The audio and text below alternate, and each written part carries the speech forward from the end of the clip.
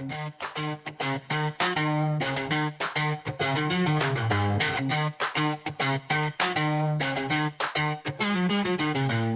and a warm welcome back to the WenDirk Cast. With me, Jimbo and Calva, as always. We'll be discussing latest NFL updates, transfers, developments, and so much more that has gone on over the last week or so.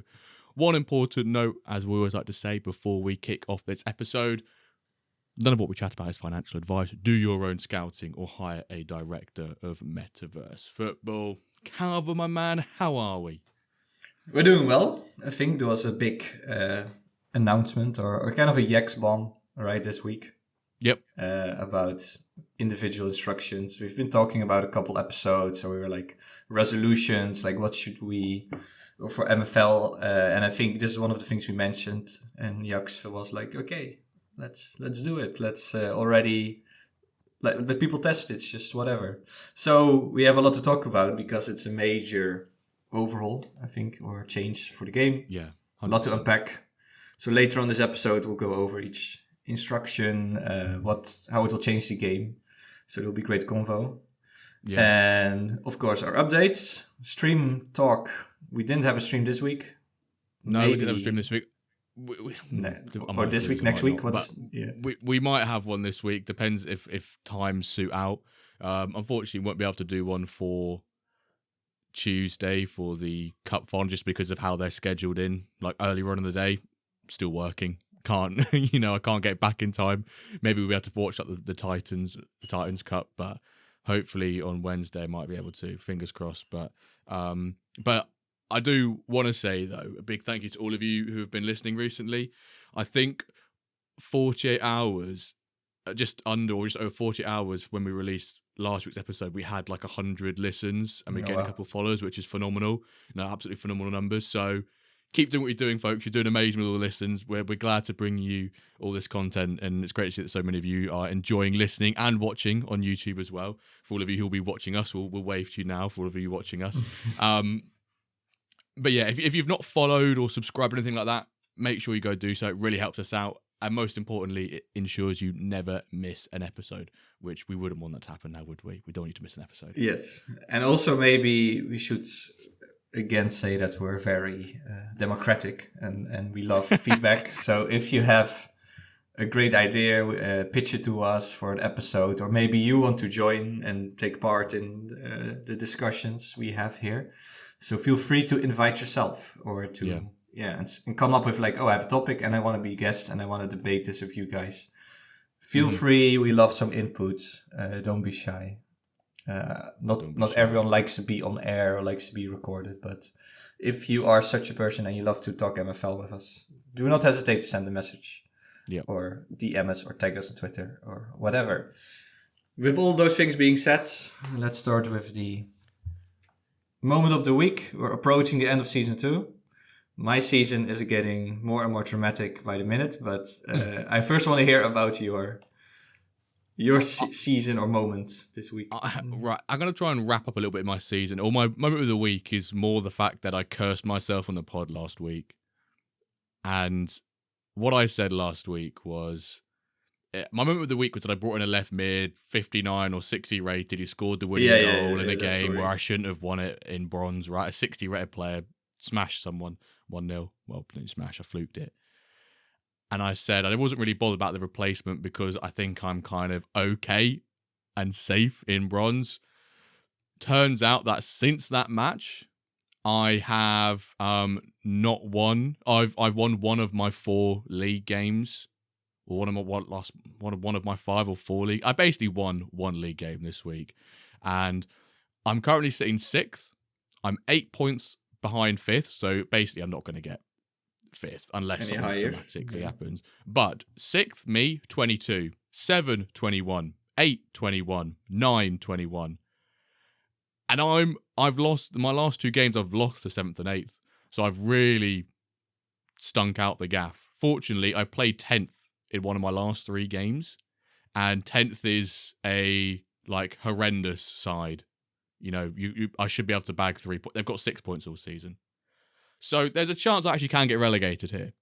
But on the other hand, both my teams are now in cup finals, so the cup's gone really well. So I've sort of made up for the lost MFL from the reward system of bronze and coming up there. But there have been thoughts in my head this week. So moment of the week is getting 2 cup finals.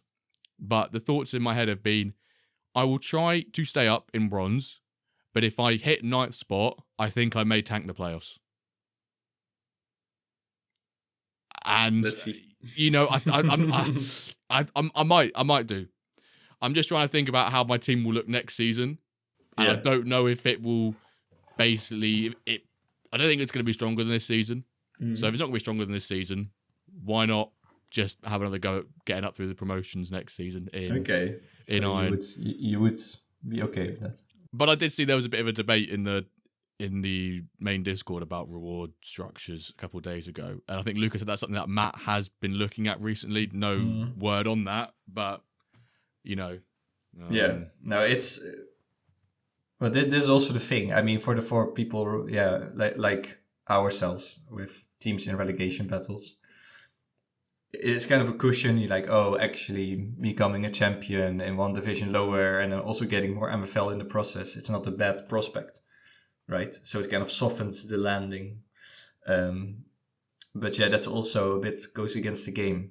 Like IRL, no team wants this. It doesn't feel right to do that. No team is like, okay, we can go down and then in the championship, I don't know, make more money or get more rewards, and then that doesn't happen. And that's all right with us.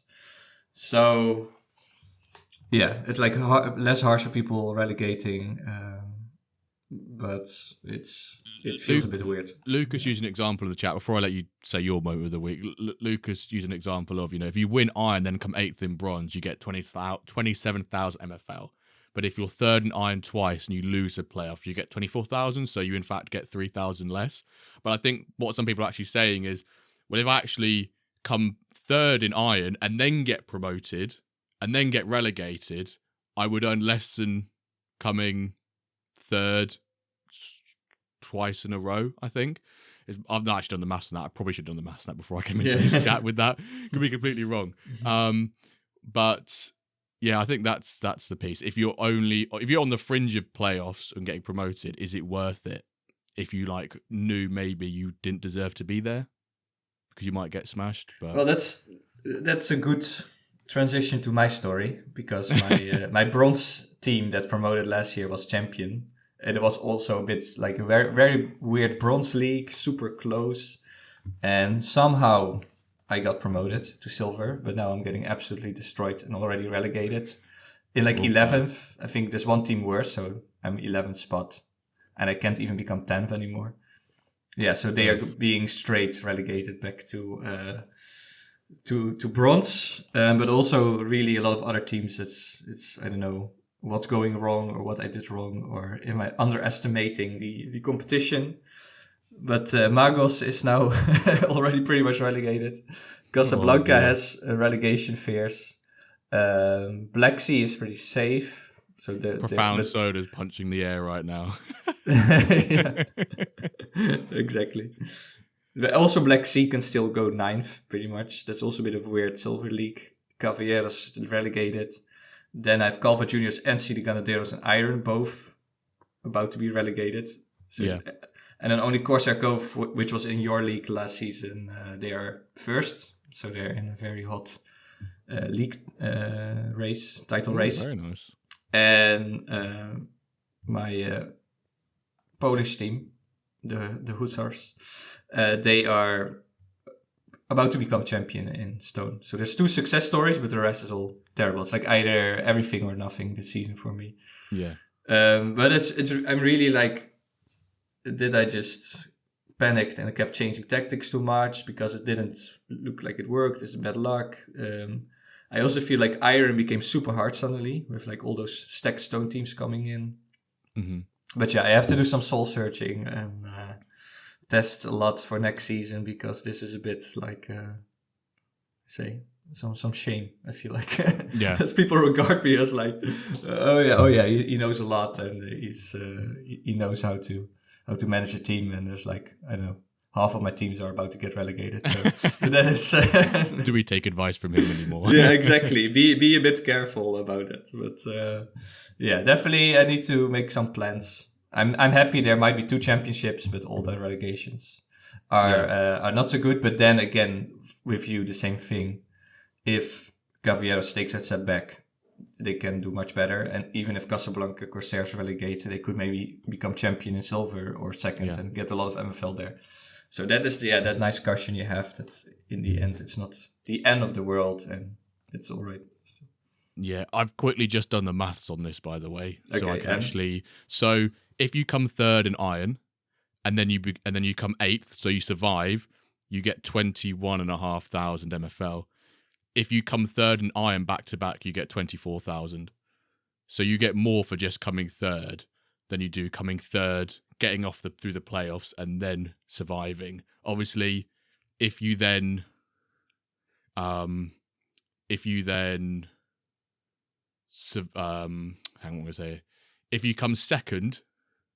come second in Iron and then get promoted, you have to come 8th to get more MFL. If you then come 9th, 10th, 11th, 12th, you immediately get less. Yeah, it's pretty tough. So I think that kind of backs the theory that if you're on the fringe and you're third and you feel like you shouldn't deserve third, but you know you can try and get that, or you can bulk up and maybe go for first next season in Iron, or become second to third, maybe 4th consistently, maybe it could be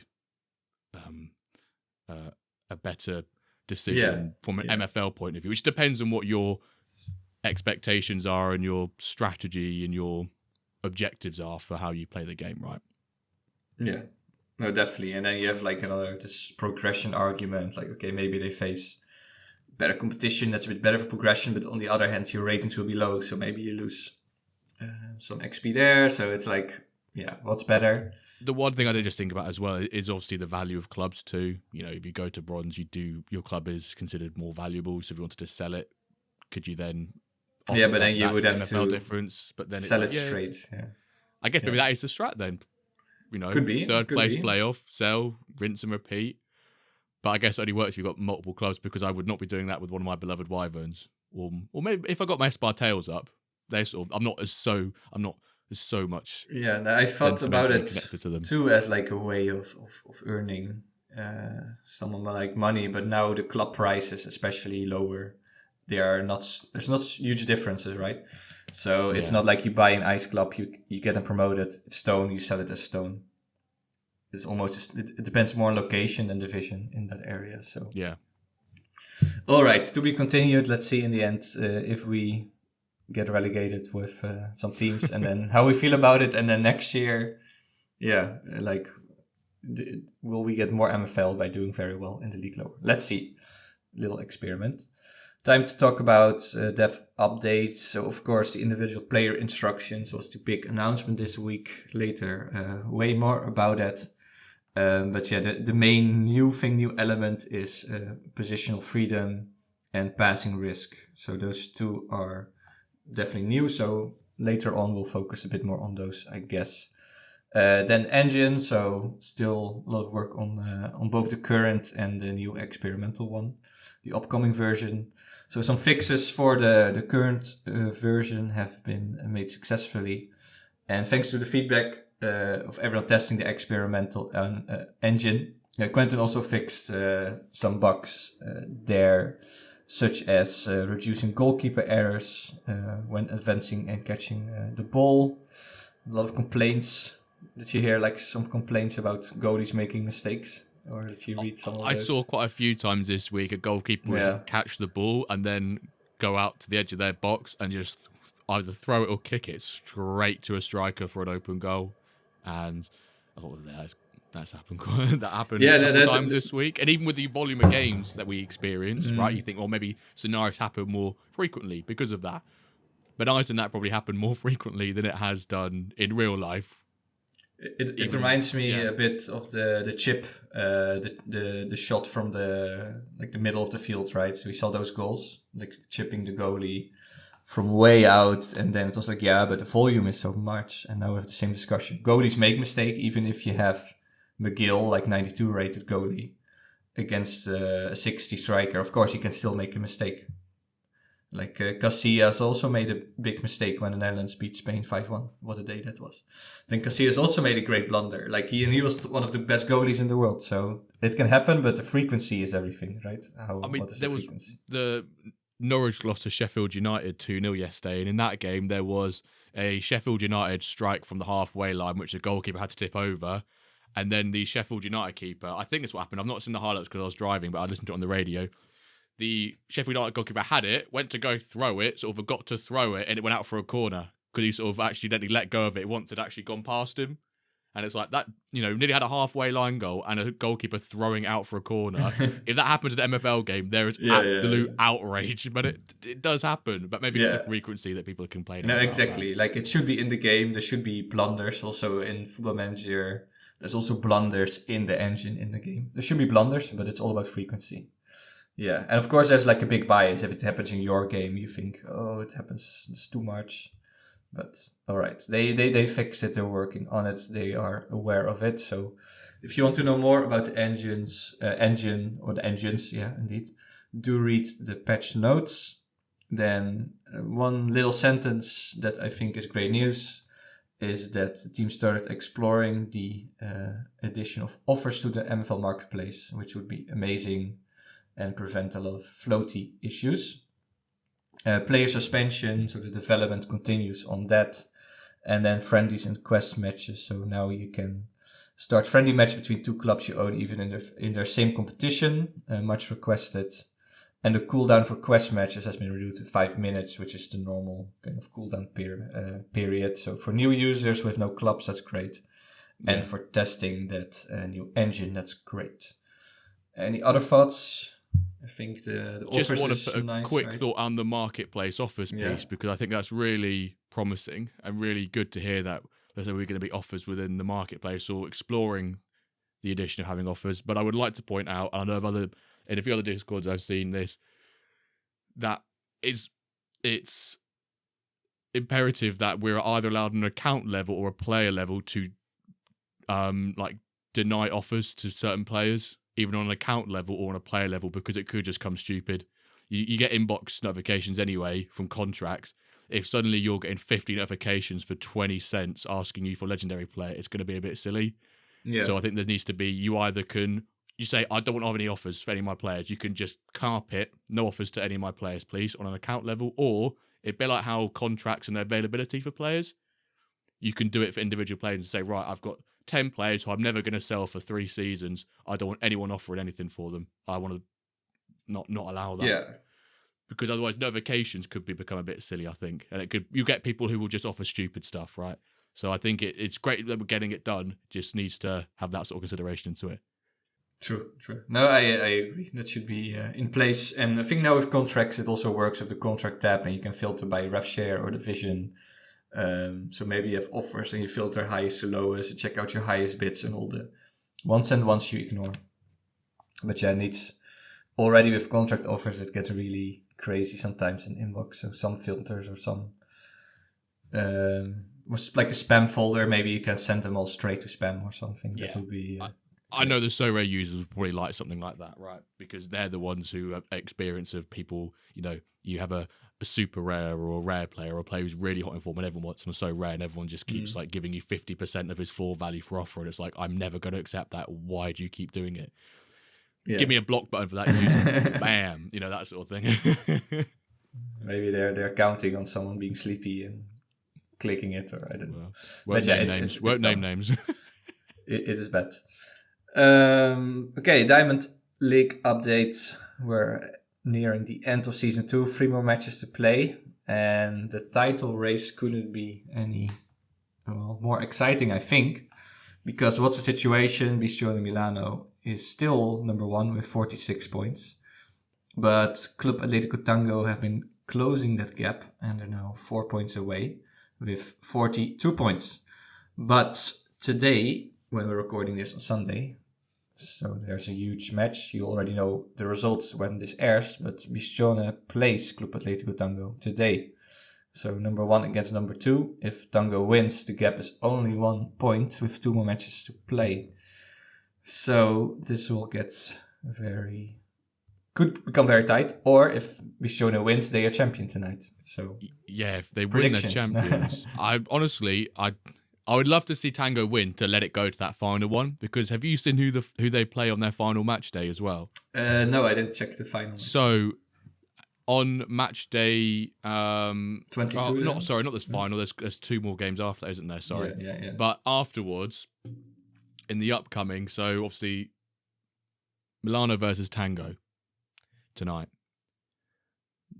Match day 21, Milano play Meta Mercenaries, who are not having their best season by no means. But at the end of the day, it's still the reigning champions and Meta Mercenaries, and you can never have an easy game against them, right? Big Wolvert's Tango then play third place OM Legends, which he will be keen to ensure that he holds third spot. Technically could even hit into second spot, right? With that. And then on the final match day, it's Tango versus Yoga Bonito. And then it's Biscione Milano versus Variance MFC. So you'd like to think that if it needs to come down to the final day of the season, Milano should be able to beat Variance. But, you know. Yeah, they definitely have the best papers, and it's... if you would have to go to the bookies, I think you get not so much if you put money on Biscione, but yeah, it can really go either way. And I think Scrub is getting a bit anxious because of the lead used to be much bigger. It's already closed down to 4 points, and then if it becomes 1 point, it's really maybe panic mode, or it will be tough. But what's also amazing is that Scrub with Biscione Milano is again in the Titans Cup final, and again against OM Legends. Yeah, so I don't know. Final. Yep. Yeah, I don't know what it is with those teams, but they have like a subscription. We say in the Netherlands, like to the final subscription. They both have that. So yeah, again, could be a double for Scrub. Could be an amazing season. And it's especially interesting with that his club was like sold to another guy for one day. And then he got it back quickly, and then he has this amazing season where he could win the double. And great job from Joe B again, and that he's also in the final and third in the league with 3 points clear of Jogo Bonito. And then we should probably talk about Magos being 12. Henkies are firmly out. Do you want us to? No, but it's really frustrating. I had those pretty tough matches against Tango, Scrub, OM Legends, and they lost like 5-1, 3-0, 1-0. Ballers also in there. But really, if you look at the XG and the shots, and it was every time pretty close. But somehow they score and I don't. And they score like 3 goals and I score 0. Or they score 5 goals and I score 1.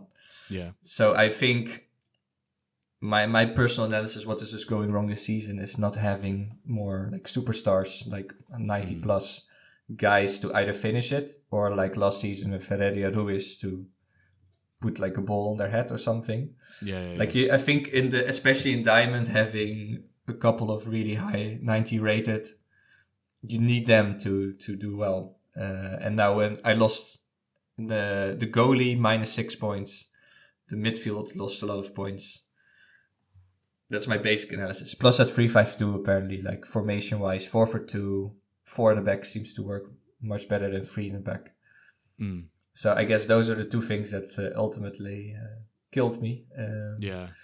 But yeah, it is what it is, and I'm all right with it. It's just very frustrating that last season things went my way much more, and then there was like a couple lucky things, and there was like a couple of more deserved wins.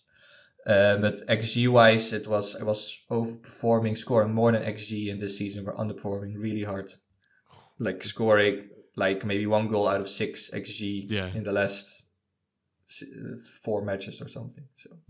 So not so good. I'm definitely resigning if I don't get fired, and hopefully someone in Platt can get them back. I would love that. Yeah. One really final question, I guess more of a yes or no one. Yes. Have you had any contact? Has anyone from MFL reached out to you about what's happening for it next season? Say, by the way, like you're being fired? No. No, I think it's like 3 more matches, so right. It's like Yeah. well, it would be lovely. Like now, Varian had this also crazy win against the Meta. Ronin was pretty frustrated again, and that's why they jumped over me today.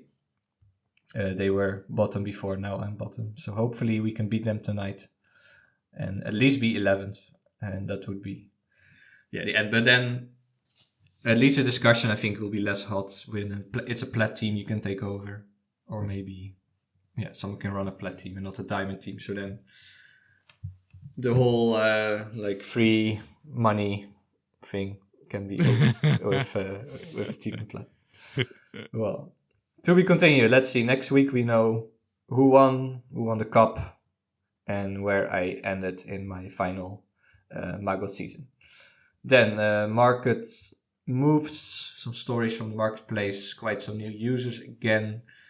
For example, Ray Stubbs, Beppo, Buxi, Adribal, Dakas, Compex, Bramsel, Bobil, Lewis, Lexor, Durendorf, Sora, Liga, Pablo Fernandez, Longoria, beautiful name, McBroda, Lens, and James168, and probably some other. I put as new user of the week 2 people, Swabib from Belgium and Levis from Poland. Because why I put those guys? Because those 2 communities, the Dutch speaking and the Polish speaking communities, are growing. Polish also added now a Polish channel. I was trying to flex my Polish in there a little bit. But it's nice that there's like now a little Polish speaking community growing. And Swabib from Belgium and some other more Dutch people coming in. So apart from the initial big French one, and then Italian, Spanish, now there's also German is also big. I know they have a WhatsApp group, so it's lovely to see again a bit more broadening there of communities, expanding. Other stories, I saw Aquinta bought a lot of young commons. I still don't know if this is a great strategy or not, but like $19 for 90-year-old, 57, 58 rated players. Would you pay that, Jimbo? Or $90?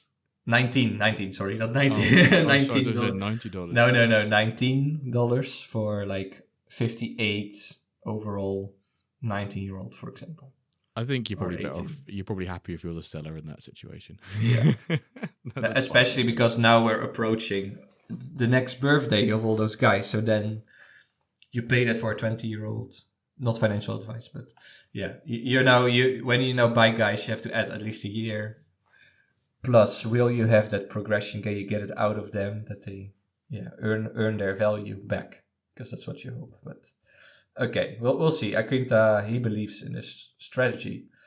Rare players, we saw a lot of rares moving from the German Aussie to B-sellers. He took over his whole collection. A lot of rares, a lot of uncommons and free clubs. And what I also thought was interesting is WH1988. A new user. He only played quest matches, not in the league. He's not active yet. But he has a bronze club and an ice club, and he bought 8 rares this week. So he's getting fired up to dominate in bronze. No legendary players sold this week. Interesting enough. And club-wise, little observations. So there's still a premium on locations. For example, the only one, he bought Los Angeles Ice for 125, while Messi bought Loznica from Serbia for 65 USD. But the floor is moving. Like if you now look at the cheapest club, there's like a 69 ice club, then a 75 stone, and then I felt it was like 76. So we're approaching pack price as the floor, which is healthy. I think that clubs are getting a bit more value. Yeah. Again, I think even if clubs do drop down to, say, like $60 or even sub 60, they get snapped up pretty quick because people see the value in that. So they may go below that, say, club pack value, but very rarely do they go, say, more than 15% below that value. Yeah, I feel like there was a bit of a period where people, maybe because of the Christmas promo, that there was like a lot of dumping of ice clubs. But now it's recovering, so that's great. Time for the splash. Splash of the week. It's not a Kane and it's not a legendary player. So what are we even doing here, folks? What are we even doing here? What is this? Is Kanda Vorobev, Russian cam. Overall 84. Bought by Mr. Eric Barbetic for 410 smackaroons, aka US dollars, from Toscana Calcio. Congratulations to both. Run through the stats quickly. 20 years old. Primary cam, left mid secondary. Russian, 84 overall. Here come the stats, folks. Pace 81, shooting 79, passing 96. Very healthy passing stat. Very, very healthy at 96. Dribbling 76, defending 42, if you care about that. And then physical 57. So a bit low on defending, but it's a cam. Bit low on the physical, which can be a turn off for some. But one thing we actually really should start to look at, Calva, which I've not done for this, we will for next week, is look at how the progression has been for some of these players as well. Because have they been ones that have not had progression yet? Have they done a 10 plus overall gain? Have they not? Are these players people are banking on progressing, or is that premium for progression being included within the price? But it's nice to see a very high price for a rare going in, which is nice. Yeah, and he is in Teargil, definitely. 84.20, so maybe he didn't progress, but yeah, it's super hard to make that jump to legendary. So I think that's a smart investment there. But it's also interesting that the market for legendaries has really calmed down suddenly after Akane. I don't know also if Akane is like taking it easy, taking a bit of a step back. What's his strategy going forward? I think he definitely has enough Legos now for Diamond and Plat, but what about other teams? All of those other teams he has. Yeah, he's probably got all of his players that he wants, and I guess ultimately it's no when we're still in the season. Rewards are around the corner, which actually we didn't speak about rewards. The snapshot for rewards is on Thursday, and you get rewarded on Thursday, I think, as well, which is interesting. But I did see that Bastiste, with his MFL Manager FR account, did ask MFL that even though we're being rewarded on Thursday,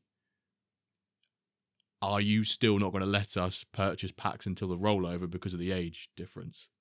So it'll be interesting to just hear a confirmation on that, because it'd be a bit of a bummer if we get rewarded earlier than we did last year, but you can still buy packs with it because they will age. So I'm hoping that we just get given the MFL earlier, and then after rollover day they let us, which I'm sure will be the case, but it's just nice to have confirmation. Although, you need just to mint a guy, but if you can already get them, they will just super quickly age. Like if you have an 18-year-old, it will be a 19-year-old for just a week, right? So I can't see them. It's not a big problem last season.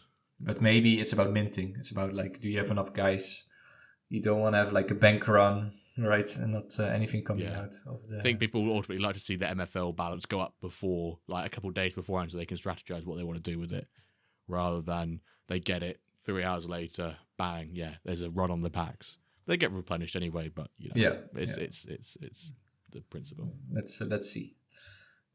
Some quick IRL MFL. Do you have anything? I just want to laugh at Man United. Really, they were, I thought, lucky to win against Southampton midweek 3-1 with Amad Diallo getting a hat trick. Everyone's what a guy. I think United should have been like 4-0 down by the time United even had their first goal. And they go lose 3-1 to Brighton today. So it'll be interesting. And obviously Tottenham got smashed as well. 3-0 down at half-time. I think they lost 3-2 in the end. Arsenal drawing from being 2-0 up. Liverpool winning 2-0 in the last minute. Darwin Núñez picking up a brace. Probably should have been sent off as well, bear in mind. But he got a brace. And then Man City, I think at time recording, are 6-0 up against Ipswich. Fucking get in there. Wow. Serves them right. We all smash the Scummers. I'm a Norwich fan for those who don't know. So any smashing of Ipswich is greatly appreciated by any team. But I probably think they might stay up this season. But no one really found. And Nottingham Forest keep plodding along. Bournemouth made it 5 or 6 wins in a row, beating Newcastle comfortably 4-1 at St James's Park after they'd just gone on a 9-game winning streak. But we are back to European football this midweek as well, which is big. That's great. Yeah. So, The final Champions League day is coming up. That will be super interesting. With this massive table and everyone playing at the same time and this table moving like life. It'll be exciting. very interesting. I had two little things. One is we talked last week about when breeding. Patrick Kluivert did a lot of that because he has like a lot of great sons playing football. Actually, I think the biggest talent is Shane. He's like 17 in Barca Academy. But Justin is now proving to be he was a big talent and kind of not anymore. And now he's getting a bit back into great form, scored a hat-trick. I think he was really motivated after this penalty hat-trick, and everyone said, that's not really a hat-trick, that's just 3 penalties. Yeah. So now he scored a pure... proper hat-trick. That's great for him and for Dutch football. And then about PSV, kind of my club from Eindhoven, they are not doing so well. They almost got kicked out of the cup against second division, second tier club. Like in the Dutch first division, we call it. And now they lost against another bad team. I know a lot of Sorare players have these PSV stacks because they keep winning, but that's not so I love it so when well they don't anymore. win, because then it means that if any other team does well, then they probably have a good chance of getting rewards because everyone just stacks PSV because PSV they've stacks. got across all positions they're really, really strong for sort of like so rare scores. So whenever they concede a goal, it's basically a miracle because they can win a game, but if they concede a goal, nullifies the clean sheet for the goalkeeper and the centre back. Was it like Buscagli or what's his name? Buscagli, yeah. He just grinds and grinds the AA score and just gets like 80 pluses each week. So if they concede, it knocks off 14 or so straight away.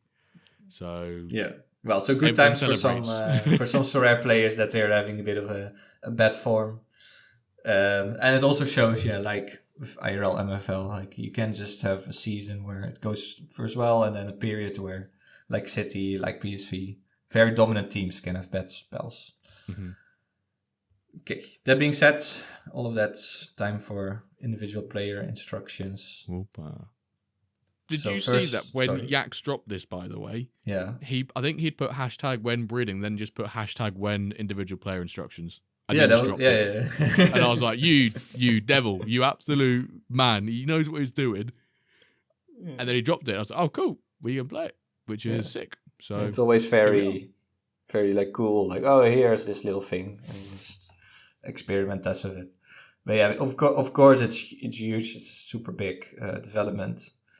What do you would say? Like, how will it change the game? It's like the biggest changes. Fundamentally, the biggest thing is just to do with the gameplay and the additional flavors, as we like to say, and you like to call it, flavors to the tactical side of the game. How many times have we seen people type, whatever, saying, I would love to, stick my player out wide. I'd love them to dribble more often because they've got a really high dribbling stat, but I don't want the rest of my team to dribble often.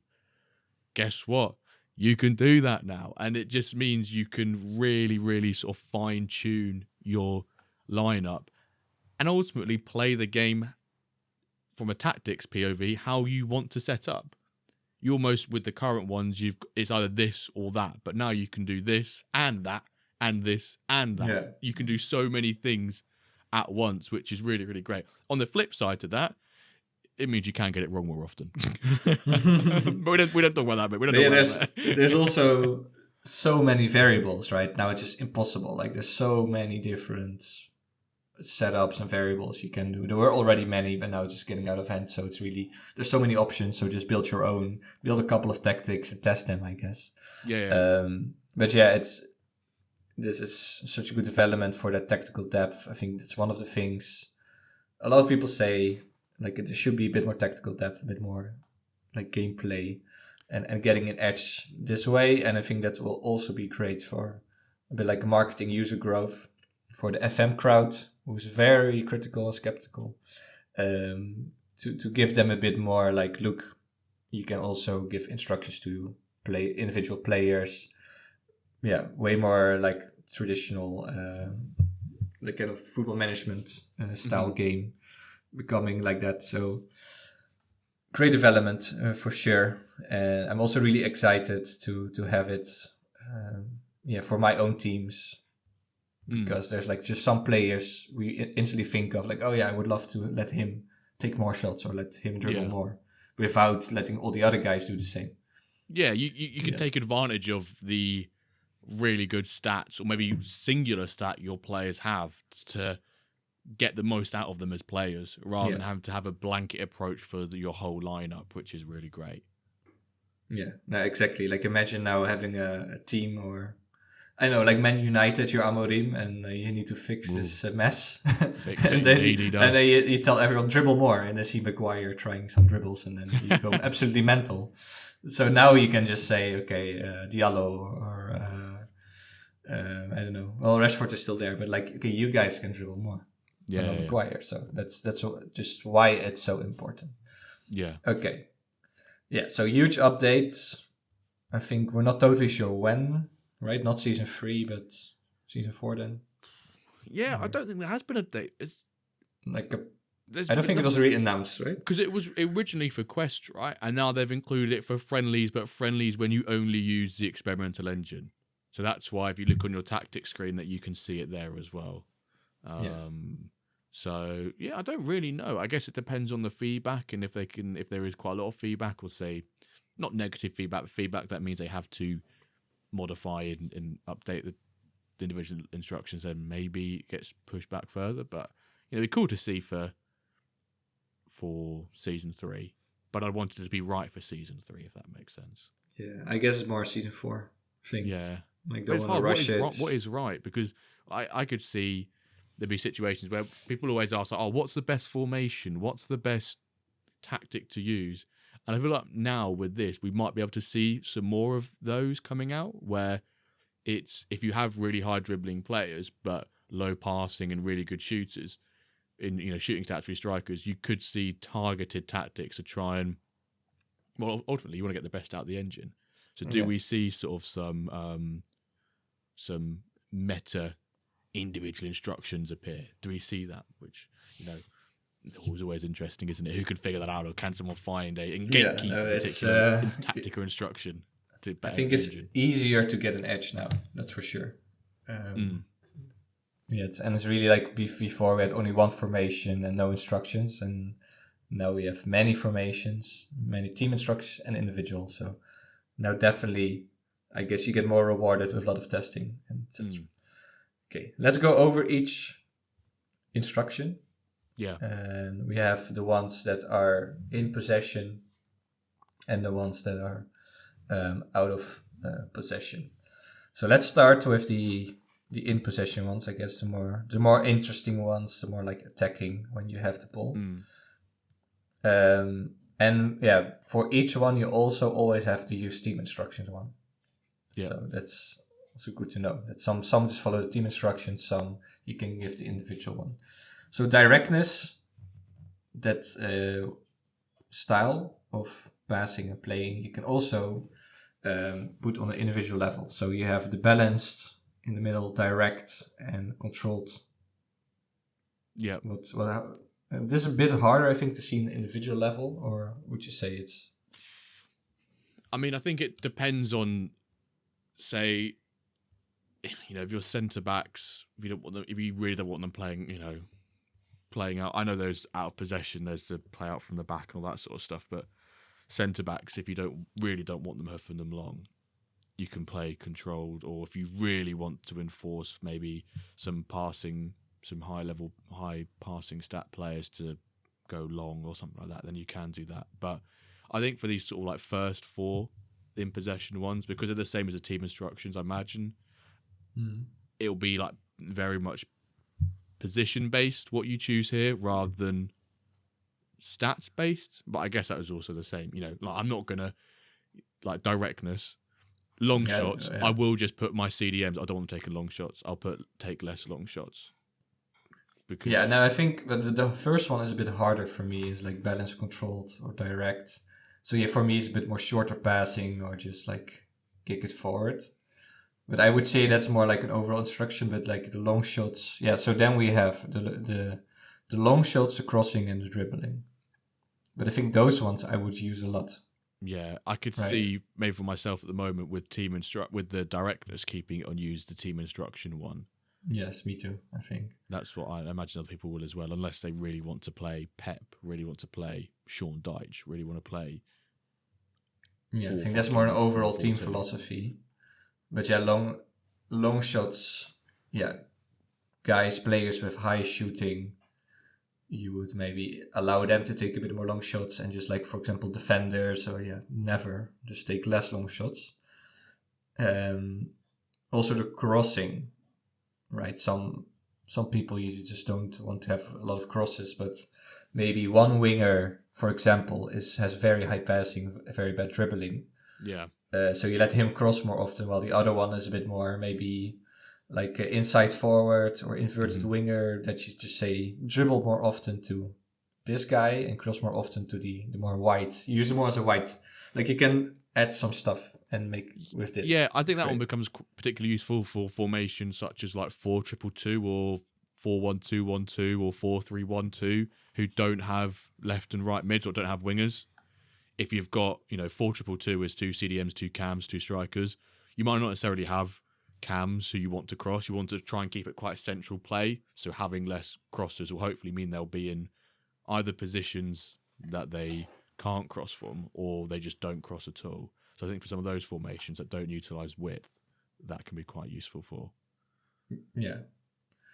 Yeah, like for example, now with my Corsairs, the Corsair Cove, I have this like my left winger is very good dribbling and shooting, while my right winger is atrocious shooting, like 30, but 94 passing. So yeah, there you have this kind of where I will play with that, for example. But that's what you just said, the 4-2-2 also ties into the position freedom, I think. So that's another in possession one. You can so you can tell people to have like high, so like a lot of positional freedom, or low or medium. Yeah. So I guess in this 4-2-2, you might say, okay, those number 10s, they can go anywhere and be creative. I reckon that's also how it's used in real life a lot. So maybe, but while those CDMs, you want to have more holding midfielders, they should kind of stay and control everything. Yeah. So those you don't give a lot of position freedom, they should stay and kind of protect and close off the spaces. Mm-hmm. So I think that's really an amazing thing. I will use a lot too, the positional freedom. For you, I guess for you too. Yeah, the positional freedom I'll definitely use. I've got a couple players that I would like to let them have freedom. When I think of positional freedom, I often think of Adel Tarapt for QPR and how Harry Redknapp just told him, like, just fucking do what you want, but make sure you score and don't, he said, basically, do what you want, just do not come into our own box, basically.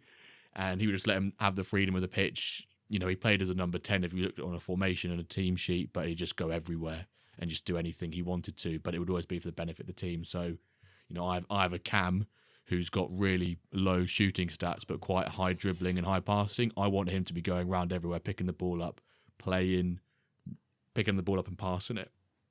So I want to give him freedom. I don't want him to be locked in there. I want him to be going places and picking the ball up. And he's the creative spark within the Wyverns, within the team. Yeah, so especially number 10, right? That's like kind of a famous Cam. He should have a lot of freedom. Yeah. And like kind of be everywhere on the field. It could be interesting for five back formations and wing backs if you give them really high positional freedom. Do they really actually get utilised as wing backs in that sense? Or if you wanted to have low positional freedom for 5 at the back, is that the ultimate park the bus? Because you're like, right, 5 of you, stand the line, no movement, no one's getting past you, but you're not going forward. Is that we're going to see more of these really aggressive instructions, but more of these really defensive ones, which is ultimately what MFL or other managers want to do, because you can actually play how you want to play rather than and also more asymmetric, what I love. It's like right now it's super symmetric, and like everyone gets the same instructions, and also in the formation you cannot like put some players a bit higher or lower.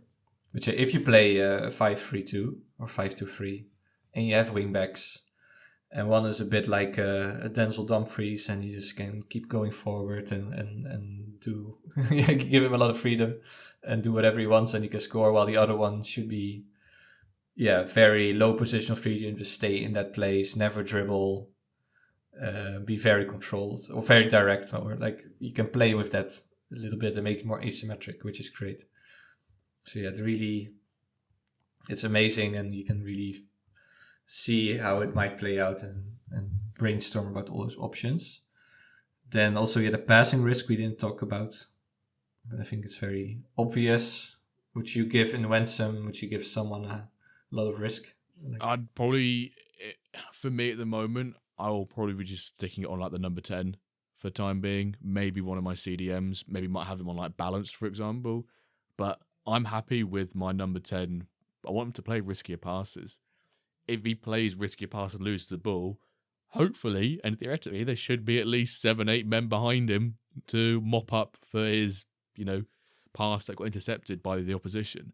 So he's a prime example of a player that I would want to be playing riskier passing.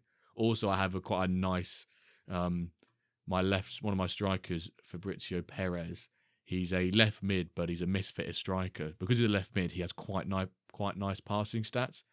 He's got 79 passing for a striker. So I want him to occasionally, utilise that 79 passing for a striker and play that riskier pass to the main man who just all he does is high physical, high pace, high shooting, riskier balls through to him and let him just, Phil Foden, Kevin De Bruyne, pass to Haaland.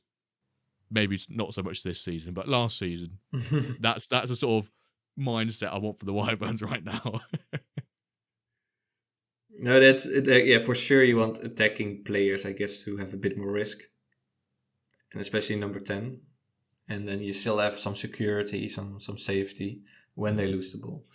On the other hand, sometimes you need to have some midfielders, some CDMs, who take some risk to break open like the play. Like if you keep passing the ball around without any risk, without any forwards play, like a bit of like a Frenkie de Jong, who can make a dribble and give a more risky pass. Yeah. But because he's so good, he kind of has some safety in there that he's not going to lose it or take too much risk. But you need to have someone who breaks it open. Plays that ball through the lines. And this can be really useful for defenders because I know when I've got some of my centre-backs and I like them to have a high passing stat. But then if I have, play out from the back or controlled passing, which I guess is sort of a bit like this riskiness, right, of passing risk. If you're putting controlled for your defenders, it's almost like having the passing risk on high because if you muck it up, then there's a high chance you concede from it and they convert, right, because of where you're losing possession in the pitch or the area of the pitch. But maybe now you have some centre-backs, defenders who have low passing, but you have one who's got, 65 plus, 70 plus. You can give that centre-back balanced or risky passing, but he's got the stat to suit that tactic, which I think is probably, the moral of all this is going to be like, use individual instructions that suit your players. Don't try and force something because the engine will go, no, that's not good enough. 44 rated passing, centre back should not be, positionally free and having a high passing risk. It would be fun though to try this as an experiment to see if it's really. Could you self-sabotage? Like how bad can you self-destruct? Can you do it totally the opposite, right? Can you give all defenders super tons of freedom and risk, and the attackers you make them very conservative with their play, and then see the results, and then totally change it around how you would normally do it, and then do you notice big differences? That would be a great little experiment everyone can do to test formations and really feel, because sometimes you have to question, do tactics really matter, right? In this engine, can you really get an edge? But that would be great, especially now. Just give all your defenders a high amount of risk and positional freedom and good luck. Let's see how it goes. Yeah, and good luck. Yeah. Yes. Okay, let's look at the other ones, the out of position ones. So the press is the first one. So often do you press more often, less often, or balanced? Would you give some I, pressing freedom? I think I guess it depends on maybe how you've got the team instructions set out, because I can imagine for some positions, maybe your centre backs. I use a 3-5-2, so I'm just going to talk about centre backs, meaning the three of them. I might not want them always triggering the press, but if I play a high line, I would really like my cam and my two strikers and my left and right mids to be triggering the press and compact the playing area, right? So in those sort of situations, I will. But then if you're, playing away at Liverpool as Southampton, you don't want to probably be triggering the press because you might get absolutely ruined for it. So I think it really you're allowed to then, park the bus, be aggressive, utilize the fact that you are the dominant team in the game or the favourite, maybe provide support for you if you're going to be the underdog. It allows those can really start to develop those sort of situations in matches now. Yeah, and I think the most dangerous thing about pressing is if half the team does it and the other half doesn't, and you have this form. Exactly, you have this massive gap in the midfield, and they're just as a hot knife through butter. They're going through there. So good one. Good one. Yeah, you don't want that, right? So you need to think a bit about that. Like if you give some people press a lot and the others less, then what's the effect on the whole team? So good to consider. But yeah, I reckon, especially with a high line, you want those first player striker cams, wingers to put pressure on the defenders, force them to make errors. Yeah, maybe you might have really pacey strikers and wingers who maybe does the trigger the press take an element of the physicality and the pace into account. We've got really high pace players. Could they close down, trigger the press quicker? You'd probably think that, wouldn't you? So maybe that might be something to consider as well. Yes. Then the aggressiveness. Also interesting. This one's super interesting, isn't it? Yeah. Especially with potentially suspensions being around the corner as well. Do you have a player who keeps getting booked all the time and is a complete liability? If so, less aggressive, please, pal. Or are there particular scenarios where if we do get card accumulation resulting in suspension, you might want to play someone because he's a pivotal player and you need him in your starting 11, but if you get one more yellow card, he's suspended for a game. Then you're going to be wanting to put him on less aggressive. I like these sort of extra considerations and flavors, maybe, that we have to consider. But I know there's going to be a few people who'll probably be wanting to put that on less aggressive in particular scenarios because of maybe suspensions, but also because of their players as well. Yeah, it's definitely interesting that maybe you want to force a yellow card, like just get that extra yellow, make it super aggressive. Yeah. So he can play in a big final indeed. The reverse of that. Yeah, get him suspended for the semi. That's what happened at Real Madrid, didn't it? Was it Madrid with Mourinho, where he was like, if Ramos or someone else picked up a yellow, got sent off, they'd miss the second leg of a game, but they'd make it. They'd be fair for the final. Yeah. So they were like, yeah, just do it. Yeah. No, it does happen. You scam the system, but you've done it for your advantage. You could do it now, indeed. Like you could with suspensions. But yeah, also maybe your strikers, if you put them on this pressing thing, you want them also to be a bit more aggressive with that press. So you combine those two for maybe your attackers, and also when an attacker has a red card, I think it's a bit less detrimental for your overall performance and the center back, of course. So it's fun to play around with, and especially in combination with suspensions, that could really be a great combo. It gives you some options. Definitely. And then the final thing you can choose is the clearances. So play out of defense, connected maybe a bit to this balance direct. Play out of defense, clear the ball often. Would you? I think it also relates to passing risk as well, because if you want to, it relates to directness or the control or the directness in possession. But I think it relates to directness in possession, the clearances for out possession, and then passing risk as well. Do you want to? Yeah, like I said, my example earlier. Do you want a centre back to play through the lines? play out of defence, but do you have some of them who just like to hoof it long, if in doubt, kick the fucker out, that sort of thing, send it into Rose Ed at the nearest possibility of danger, you can now do that. I think this might, be a tactic that I might use with some of my centre-backs. But one thing I'm thinking about when we're talking about this is, first of all, there are so many different variables here. So Calva and I are just going through a bunch of different scenarios where you could use them. Perfectly appreciate that we're not going to be able to mention everything because there's so much. But also, I want to ask you a quick question here, Calva. Do you think that we see people gatekeep tactics more now? In terms of, how often do we say, oh, I might play this or play this? But then actually, everyone can match you, but it's all down to the players and how they fit that formation. But now it's almost like, I found really good tactics here. I don't want anyone else knowing them because I think I've nailed these.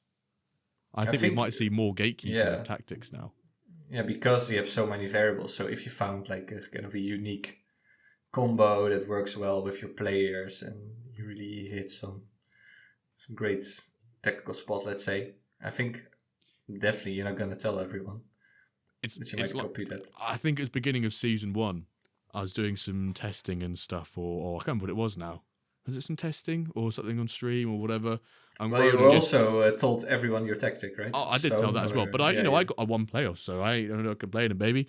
And I got 2 cup finals this year, which I think I might lose to Fraj because he's got a stacked Ironside and somehow it's not in the top 6 of Iron very well.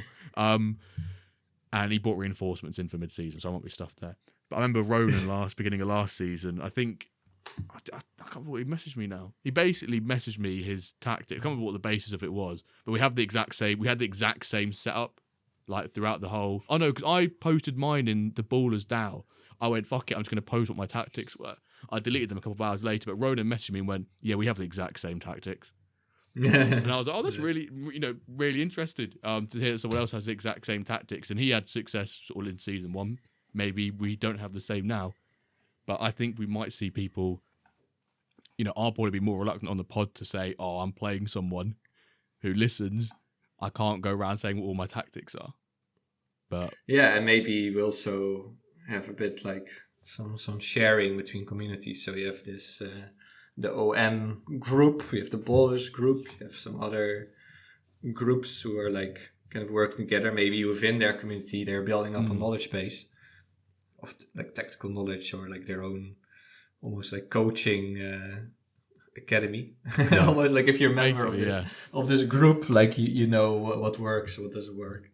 So maybe you see more of that. Yeah, that it's more protected or more gatekeeping, as you say. Yeah. Curious to see. Yeah. So taking all of those instructions into account, how will we use it? Will we use a lot? Like before, I said I'm Mr. Balanced, although I'm now with purely balanced, with a pretty good Iron team. I'm getting relegated, so maybe I should say goodbye to the days of being balanced. But I definitely feel with this, I'm gonna do this way more than team instructions. I'm gonna play around way more than. Is it the same for you? I think it's also less risk. It feels like less risky because you do it for 1 or 2 guys. So. Yeah, I think what I'll be doing most likely is targeting, say, 4 or 5 positions within the starting 11 and using it for that. But then leaving the rest as a team, use the team instructions. I think that's probably the way it will most likely be used by many people. I don't want to be really going around every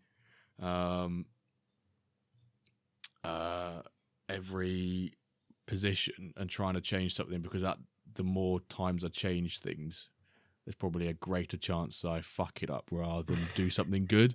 And that's probably one of my tips that I've said previously with just instructions and tactics in general. The more you try and change things, the higher chance you are just going to be buggering things up. Try it with a few different players first. But also, we want to quickly. I didn't even realize this, but you can also do team instructions for individual instructions for your goalkeeper as well. But you only get the directness in possession, and you only get clearances out of possession, because obviously you can't make them do a Edison for the first time and dribble up. Yeah, so you can force goalkeeper instructions as well, which I think is quite neat. So you can play that full directness, that full controlled, if you really want to, from front to back. Nice, great.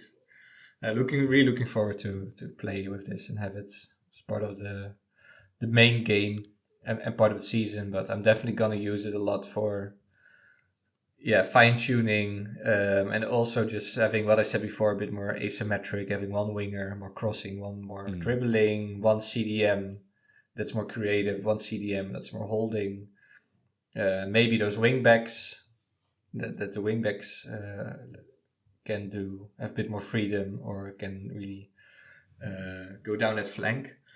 Mm-hmm. So I think I'm definitely going to play a lot of it, and also take less long shots. Like really, maybe one or two guys with great shooting can do it, but all the others cannot do it. I think that's one of the most frustrating things for me, is always having guys try to shoot. Yeah, who are bad at both IRL and both MFL. Oh, most definitely, yeah. Yeah, I'm really looking forward to using the player instructions. I use them a little bit at the moment from some of the those spontaneous tournaments they were doing. Did you manage to sign up to any of them? No, I didn't, but I saw they were happening. So what was it like? Did you notice anything? I did one because I basically saw. I had to go for a meeting at work, but I saw one, quickly entered it, and then I played one of Taggard's teams and I beat him 4-3. And I need to go back and watch it because I know I set 2 or 3 individual instructions. But I think I saw that I got beaten by Matsuyama, and he's quite funny because he just messaged in a chat and was like, "Oh, I beat you, Jimbo. I didn't change anything." He might just join it and not change anything. But what I really like is going to give us the ability as managers to play to the strengths of our players, rather than having a blanket approach of tactics that you're hoping one or two of your strengths and good players will be able to benefit from.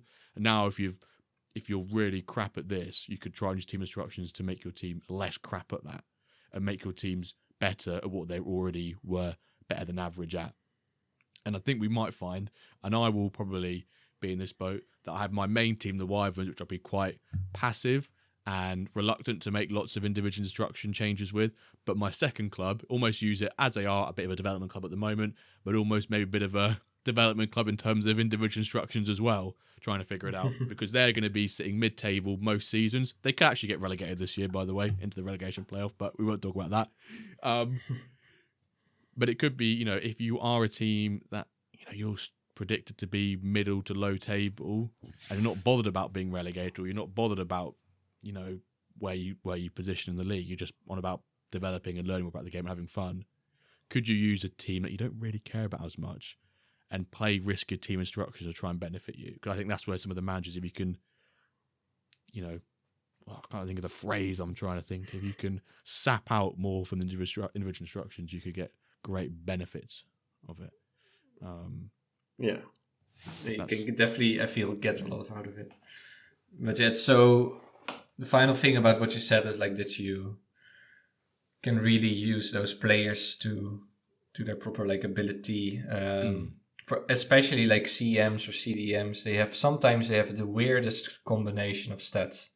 That you have a CM with 95 passing, but then he has 50 defense, 70 dribbling, and I don't know, 70 shooting.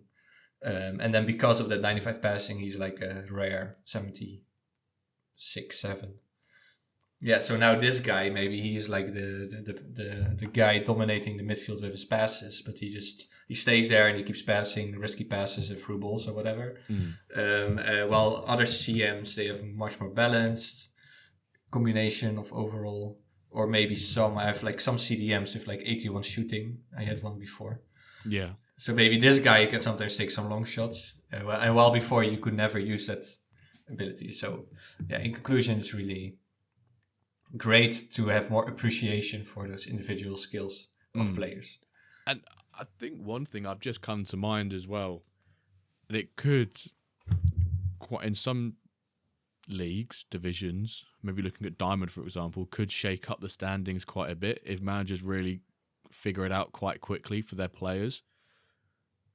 Because, we have these standings or these projections that Basti does an amazing job on with the statistics, saying how statistically this is the strongest team. But actually now, is it, we're kind of moving away from, I've got numbers the best. And we knew it's not all about overall in the first place. It's about the underlying stats that make up the overall and what the players have on their card, those 6 stats. But now that becomes even more important because now managers can actually really get to utilise them to their maximum potential where sometimes you wouldn't have been able to. Yeah. No, exactly. So as a manager, you can do much better and get much more out of your squad, which is great because it just rewards people who are more serious, do more testing, and that's what we all want. That it's way more about skill and less this pay to win, or that it's just just chuck some guys information and you'll do fine anyway. Hopefully, we maybe see less messages being posted in Discord about I have better overall than X, and it's like, well, actually, it could have been team instruction wise lowered the effectiveness of your starting 11 anyway, but now it could be your individual instructions were horseshit and your opponents were actually, his team instructions are really good, so whereas individual instructions, therefore that's why he beat you. Ta-da! Yes. Hopefully we see less of that. Maybe we see more. Maybe we see more. Well, we definitely have to spread the gospel because still people are saying, oh, my 80 striker didn't score against a 60 goalkeeper, or the other way around. Like, it's, that's not how it works. So good that it's that it will get more like that, and it's harder to complain too. Yeah. All right. See, 1:11 we're recording, so we have some hashtag speculation to do. So to prove that you've been listening this far in the episode, we've got a hashtag for you. Obviously, last week's hashtag was hashtag when breeding, a very out there, completely different, non-related to MFL, but also some of you in Discord may have seen that Trust the Process had a newborn this week. Congratulations to him and his family. So hashtag when breeding really in full flow within the community there, which is great to see. So to prove that you've been listening this far into the episode, we discussed about how individual player instructions, risk your passing, cut through the defense, hashtag knife through butter. That phrase, a hot knife through butter, bosh, clean through, lovely through ball, splits the defense, all these cliche sayings like a hashtag knife through butter, or even hashtag hot knife through butter, really. Depends if you like a knife hot or cold. Let us know who you are. But hashtag hot knife through butter. If you're listening this far, post it on socials, Discord. Let us know all about it.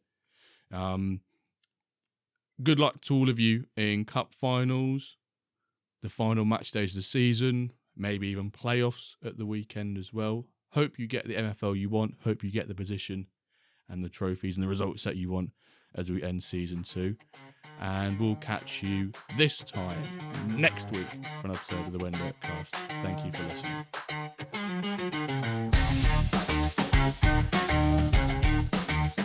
listening.